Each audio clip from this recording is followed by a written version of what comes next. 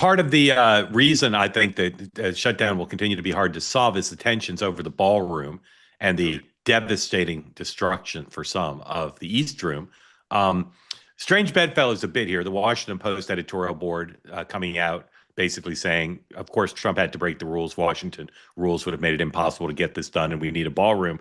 Whereas someone who writes for the Wall Street Journal editorial page, do you guys know this person? It's a woman named Colin Levy. You guys familiar with her? She's like the on the editorial board of the Journal. I'd never heard of her. She went to Vassar. Just as a fun fact, she wrote a piece that could have been written by Eric Swalwell, talking about how horrible the norm violations were in taking down the ballroom and really sounding like a lot like a Democrat, published by Paul Gigot on the Journal editorial page. Eric Swalwell, Democrat congressman, one of Donald Trump's very favorite members of the House, 107A, he tweeted this over the weekend about the ballroom. He says basically it should be a litmus test for anybody who wants to be the presidential nominee in 28. Eric Swalwell, don't even think of seeking the Democratic nomination for president unless he pledged to take a wrecking ball to the Trump ballroom on day one. He tweeted that 2 days ago at almost 8 Eastern time. Then the next tweet got 1 million views. The next tweet came, this would be 107B. The next one came a couple hours later. Or, as Ruben Gallego proposes, is another Swalwell tweet, rename it the Barack Obama Ballroom, but a Trump monument to corruption while it stands. So first he said, you got to tear it down. And then he said, well, leave it up, but rename it. We all talked about last week whether the ballroom would still be with us. Again, I think it's inflaming partisan tensions despite some strange bedfellow things. So Dan, will not should, but will Democrats keep up talking about the norm violations of the ballroom, or that's its last gasp as an issue?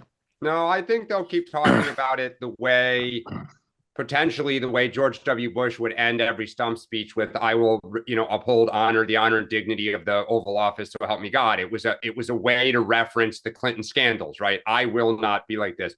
I think you will see some version.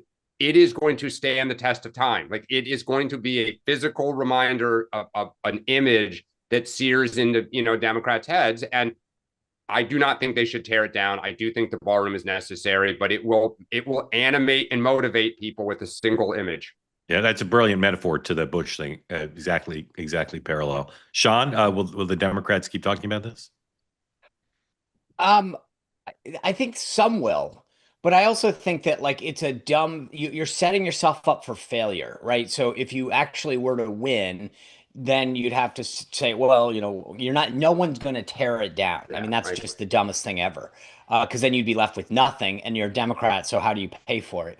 So I mean, I would say I think some people in the party like Eric Swalwell will do it, but I get he pivoted for a reason, which is, okay, here's my release valve, which is we'll just rename it.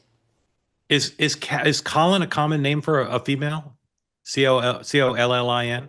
A common name for a female? It might be Irish with the Y. I mean, it could be, and I don't know. Yeah. All right.